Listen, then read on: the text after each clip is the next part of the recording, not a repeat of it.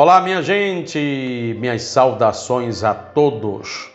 O cristão, à esquerda e à direita. Eu vou fazer algumas análises desses dois espectros políticos e você, enquanto cristão, faz a sua reflexão, o seu julgamento e a sua determinação, ok? Eu considero que há dois lados nesses dois espectros políticos, o lado bom e o lado ruim. O lado bom da esquerda seria o pensamento voltado aos pobres, onde eu cito programas sociais de assistencialismo, como Bolsa Família, programas sociais de divisão de renda, programas sociais de inclusão e de acessibilidade, como a ProUni, como cotas, programas sociais de recuperação do déficit habitacional e programas destinados ao homem rural.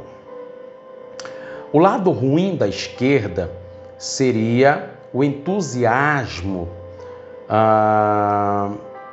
com o ativismo LGBTQI+, com o feminismo, com o abortismo, com o comunismo disfarçado de socialismo, com a ideologia de gênero e com desarmamento total. Onde eu explico, o gay, ele busca igualdade e aceitação. Está correto. O ativismo LGBTQI+, busca privilégios e a desconstrução do modelo ocidental judaico-cristão. Está errado. É completamente descabido isso. O feminismo é uma ideologia que odeia a figura masculina e a família. O abortismo, dispensa comentários, é a interrupção da vida. E o comunismo, disfarçado de socialismo, ele se baseia, se sustenta em 5 pilares: supressão da família, supressão da religião, supressão do Estado, supressão da propriedade privada e supressão do individualismo. A ideologia de gênero, ela ignora o sexo biológico e ela promove a erotização das crianças e o desarmamento total. A Bíblia, ela proíbe que o cristão ande armado, exceto se ele for agente de segurança. Mas a Bíblia permite que o cristão tenha uma arma em casa para proteger o seu lar e a sua família de invasores. Então, você, enquanto cristão, coloque na balança o lado bom e o lado ruim do espectro político de esquerda. Qual pesa mais para você?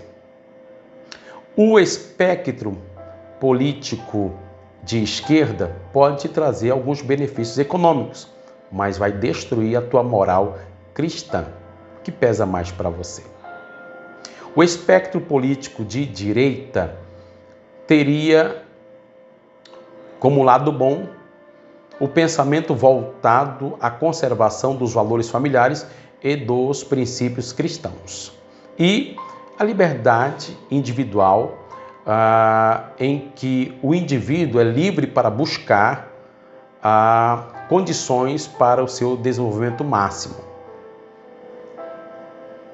O lado ruim da direita seria, por exemplo, o pensamento elitista e meritocrata, onde eu explico um pensamento pouco voltado aos pobres e um pensamento que não leva em conta as desigualdades do ponto de partida na meritocracia. Então, toda meritocracia que não leva em conta as desigualdades do ponto de partida não é boa, ok? E você, enquanto cristão, deve colocar na balança o lado bom e o lado ruim da direita e ver qual pesa mais. Para melhorar a tua análise, para melhorar o teu julgamento e a tua determinação, permita-me fazer o seguinte exercício. Coloque na balança o lado bom da esquerda e o lado bom da direita. O lado bom da esquerda, pensamento voltado aos pobres. O lado bom da direita, pensamento voltado à conservação dos valores familiares e dos princípios cristãos. Qual pesa mais para você? Permita-me te citar 3 textos bíblicos. O primeiro diz em Lucas 22:32, o seguinte, no episódio da negação de Jesus. O Senhor disse a Pedro: quando tu converteres o teu coração, fortaleça os teus irmãos. Ora, mas Pedro era convertido já há mais de 3 anos. Significa dizer que o coração de Pedro não era convertido em todas as situações. E a instrução para o cristão é que o nosso coração tem que ser convertido a Jesus em todas as situações e circunstâncias da vida. Em toda decisão que formos tomar, em todas as circunstâncias que nos depararmos, nosso coração tem que estar convertido a Jesus. Essa é a instrução que ele deu a Pedro. Então, naquela situação da negação, Pedro ainda não, o coração dele não era convertido a Jesus. Naquela pressão, naquele momento ali, em situações como aquelas, Pedro não tinha o coração ainda convertido a Jesus, mas ele precisava converter em toda e qualquer situação. Daí o motivo de Jesus dizer a ele para converter o coração, sendo ele já convertido há mais de 3 anos. Ok? Reflitamos sobre isso. Um outro texto está em Mateus capítulo 4, verso 4, no episódio da tentação do Senhor Jesus. Depois de 40 dias em jejum, Jesus estava com fome. Satanás disse a ele, transforma essa pedra em pão e coma. E Jesus disse, não só de pão vive o homem, mas de toda a palavra que sai da boca de Deus. Uma referência a Deuteronômio capítulo 8, verso 3. Significa dizer que o cristão, ele não toma decisões baseadas na fome dele, mas no princípio de Deus. Um cristão não toma decisões baseadas no estômago dele, mas nos princípios de Deus. Um cristão não toma decisões baseadas na necessidade dele, mas nos princípios de Deus. Entre a fome, o estômago e a necessidade, o princípio de Deus tem que ser a opção. Ok? Essa é a instrução que o Senhor Jesus deixou ali, que ele não ia tomar uma decisão baseada na necessidade dele, mas na vontade e nos princípios de Deus, naquilo que saía da boca de Deus, pois não só de pão vive o homem, mas de toda a palavra que sai da boca de Deus. Um outro episódio muito interessante que vale a pena refletirmos antes de determinarmos o que pesa mais para nós enquanto cristãos, está lá no livro de Mateus, Mateus 26, verso 11, no episódio do vaso de alabastro. Uma mulher chega e ela despeja um vaso de alabastro, que era um unguento preciosíssimo à época, valiosíssimo à época, sobre Jesus.